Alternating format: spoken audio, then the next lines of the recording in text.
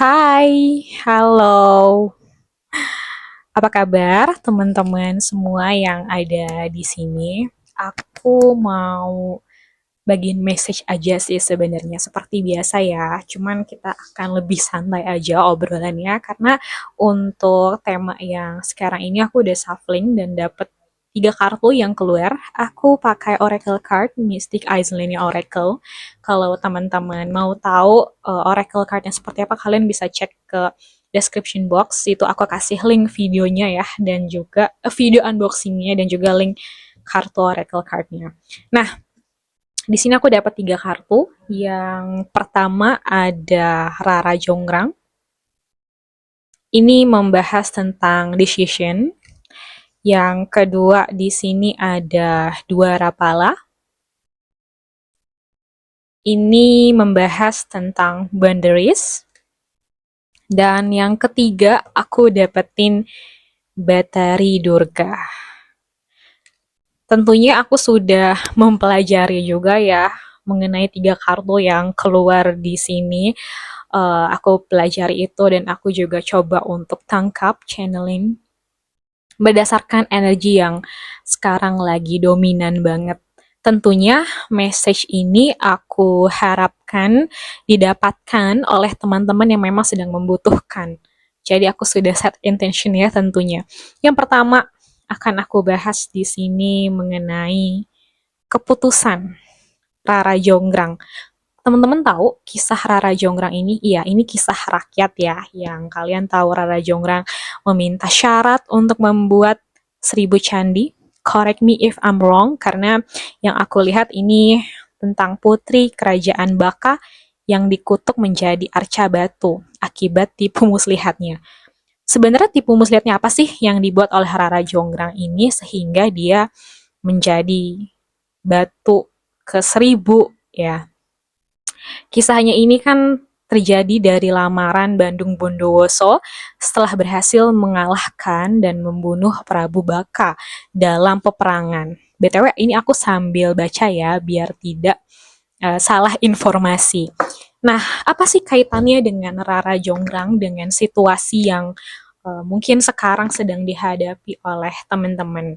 Ini membicarakan tentang keputusan dari yang aku pelajari dan juga energi yang aku tangkap dari energi kolektif yang ada di sini.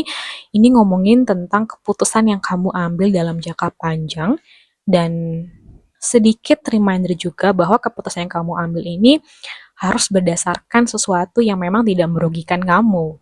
Kenapa seperti itu dan apa kaitannya dengan Rara Jonggrang ini? Rara Jonggrang ini mengambil keputusan ketika ia melihat candi yang dibuat oleh para jin ini sudah mau selesai. Rara Jonggrang membangunkan ayam jago ya, sehingga ayam jago itu berkokok padahal sebetulnya belum waktunya.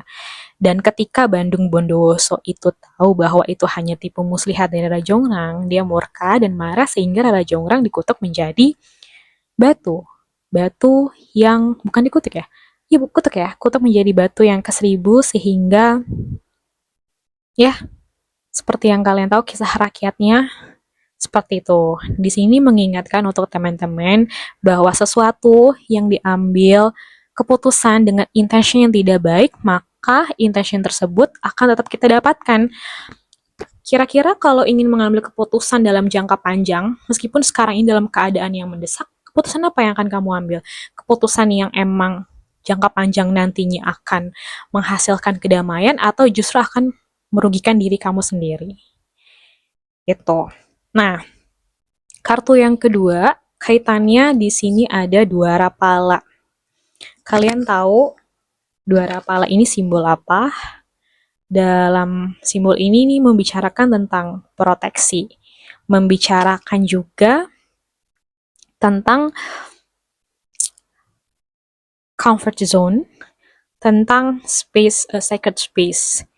Ini membicarakan kamu yang sudah terlalu lama berada dalam situasi atau permasalahan orang lain.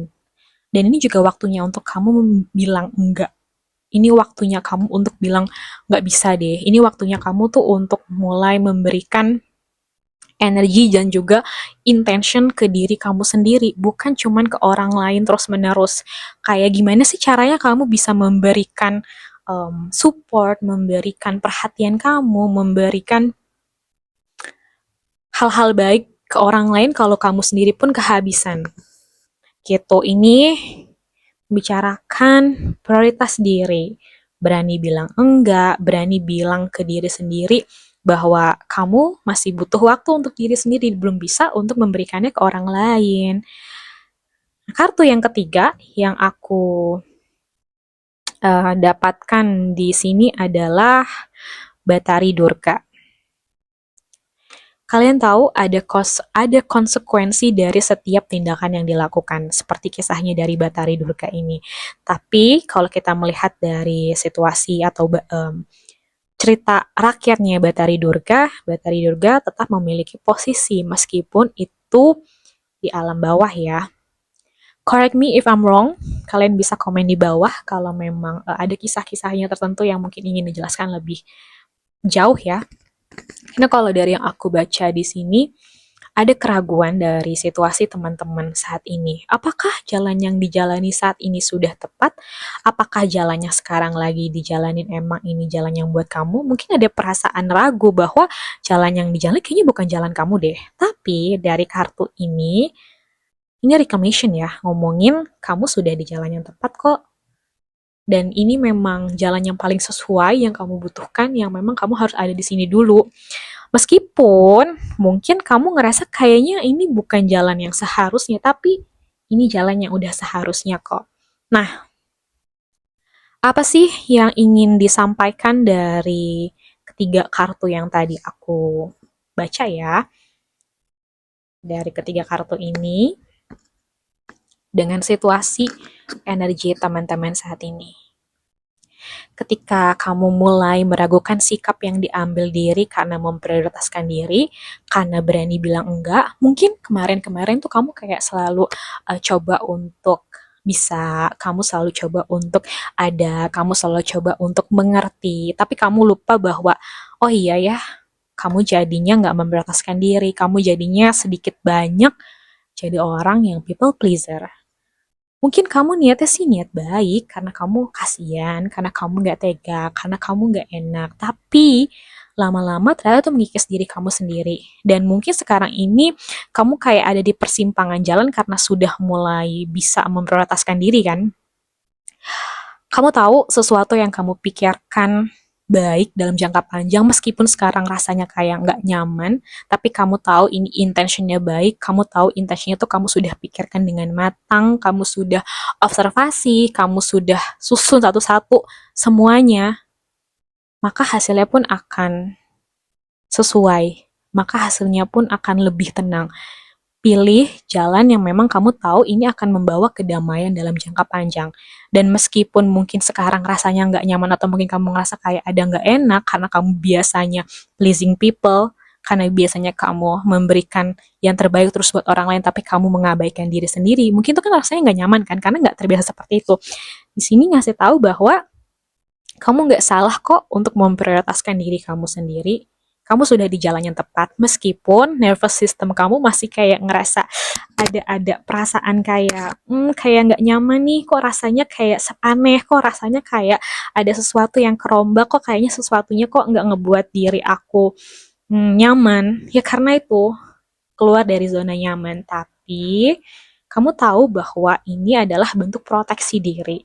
Kamu tahu juga kan kalau ini tuh sebenarnya sudah di jalan yang tepat, tapi nervous system kamu karena biasanya kamu selalu ada dalam ruang lingkup yang chaos, dalam keadaan yang chaos, kamu ngerasa bahwa harusnya tuh mungkin A, tapi kamu tahu dan kamu sudah berpikir dengan jernih yang aman dan nyamannya itu di B.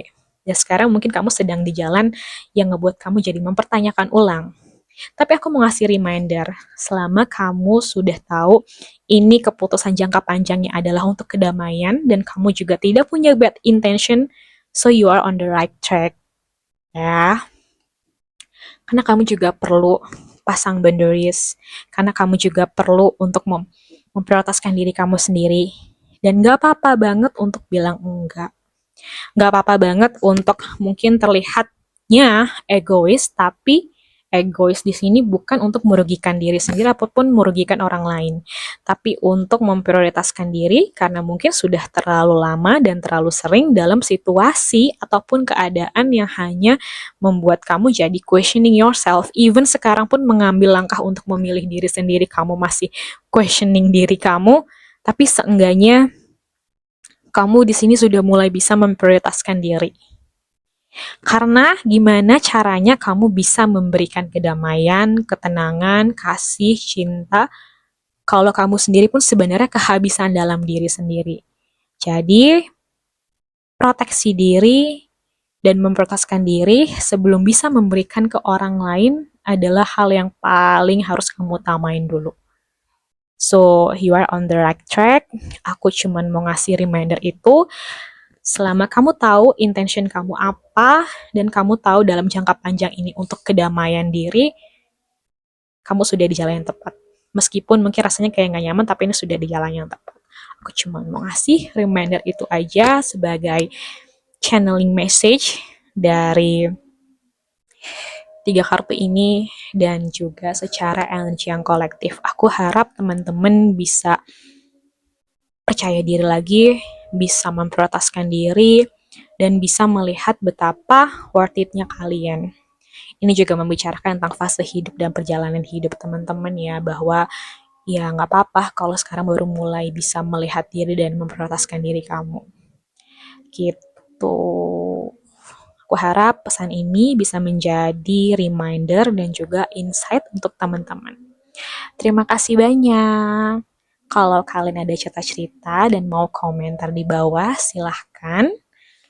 Tunggu aku di video selanjutnya, atau ada rekomendasi aku perlu membahas apa, boleh banget ya. See you.